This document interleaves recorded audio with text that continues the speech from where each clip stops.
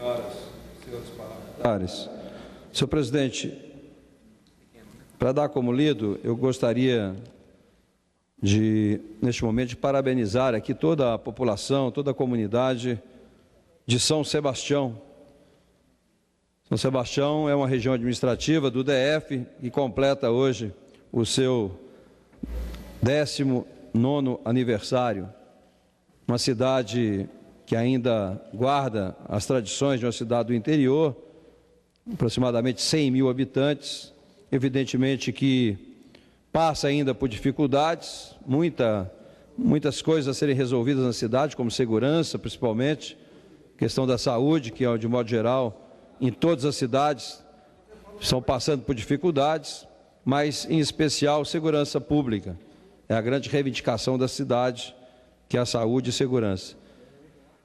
Então eu gostaria aqui de manifestar aqui minha alegria de estar comemorando esse aniversário da cidade de São Sebastião. E dentro do pequeno expediente, senhor presidente, eu preciso tocar num assunto que eu acho que essa semana é de muita importância, que é a questão da CPMI. A partir de amanhã, novos depoimentos estarão acontecendo aqui nessa casa. E na quinta-feira, nós ouviremos aqui o depoimento do ex-chefe de gabinete do governador Agnello, que também foi seu chefe de gabinete no Ministério dos Esportes, que o acompanhou em toda a trajetória. Então, o ex-chefe de gabinete, ex-deputado distrital, Cláudio Monteiro, é o homem de confiança, compadre do governador Agnello. E interessante, senhor presidente, que logo após a divulgação das escutas telefônicas, onde havia várias, mencionando o chefe de gabinete, inclusive com relação ao Nextel, que o Dadá diz claramente que um era para o Cláudio Monteiro, outro para o Marcelão. Está dito isso nas escutas. O chefe de gabinete achou por bem se afastou do governo. E, na sua fala, o que ele mais foi enfático é de que iria processar, inclusive, a Polícia Federal. Ia processar a Polícia Federal, ia processar todos aqueles que falaram em nome dele. E aí eu imaginei, bem, então quinta-feira, provavelmente o chefe de gabinete, que disse que ia processar todo mundo e que abriu o sigilo bancário, o sigilo fiscal e telefônico, quinta-feira, então ele vai falar tudo, a verdade. O que aconteceu, senhor presidente? Foi ao Supremo Tribunal Federal para buscar um habeas corpus, para dar a ele o direito de ficar calado, como aconteceu com vários aqui.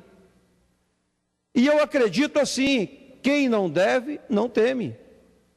Ora, uma pessoa que vai processar todo mundo, que abriu o sigilo telefone bancário, etc., se recorre ao Supremo, é porque tem medo de alguma coisa. Tem muita coisa para ele explicar, tem muita coisa. E por isso talvez que tenha recorrido ao Supremo. Tem a questão do Nextel, tem a questão do pagamento da Delta, porque se ele era chefe de gabinete, o que ele tem a ver com pagamento? E tem nas escutas, o Cláudio Monteiro diz que paga na terça-feira. Tem várias interceptações que foram muito claras com relação a isso. Outra coisa que ele vai poder explicar, senhor presidente, e aí parece que é a responsabilidade dele, todos os desvios da Delta no Distrito Federal, todo o superfaturamento, economia agora de mais de 1 milhão por mês, tudo isso aconteceu exatamente no governo Agnello Queiroz, 2011. A Delta assinou o contrato com este governo em dezembro de 2010, portanto, até o primeiro pagamento, que era referente a 2010, foi pago em 2011. Então, o chefe de gabinete, que por sua vez, que indicou o Marcelão para a Casa Civil, para a Casa Militar, o Marcelão, que também faz parte da história, é que acertavam essa questão do SLU. Tem um momento importante para esclarecimento dessa questão dos desvios que ocorreram na questão da Delta. Outra coisa que ele vai poder também explicar é por que o filho dele tinha as carretas alugadas na Delta. Não é comum isso. Não é comum o filho de um chefe de gabinete ter, carretas alugadas por uma empresa que fez esses desvios todos, e que o governador disse aqui, o peito aberto, como se esses desvios tivessem ocorrido em governos anteriores, e não foi exatamente no governo dele. Então, tudo isso eu esperava que seria esclarecido na quinta-feira, mas em função do pedido do habeas corpus do Supremo Tribunal Federal, para que possa garantir a ele o silêncio, isso me incomodou muito. Então, eu acho que nós não teremos, na quinta-feira, as respostas que a sociedade brasiliense espera.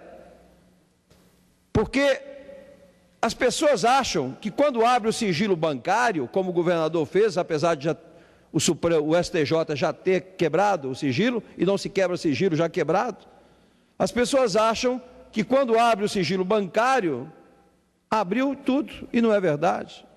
Quem entende um pouquinho dessa questão contábil, dessa questão tributária, sabe que as questões que são feitas da forma como fizeram muito no segundo tempo, na Anvisa, agora no governo, os desvios todos, isso não entra na conta corrente normal do cliente, né, da pessoa. Ninguém deposita na sua conta, a não ser aqueles que, né, não têm um mínimo conhecimento, o analfabeto completo. Por isso é que eles abrem mão de algumas coisas. Então, a forma, senhor presidente, de esclarecer seria na quinta-feira. Então, nós estaremos lá com algumas perguntas, já acho que não serão respondidas, mas fica muito claro que, de fato, quem comandava o processo todo, em nome do governador, era o seu chefe de gabinete. E que, lamentavelmente, esse final de semana, na sexta-feira, conseguiu no Supremo o habeas corpus para não falar nada, para manter o silêncio.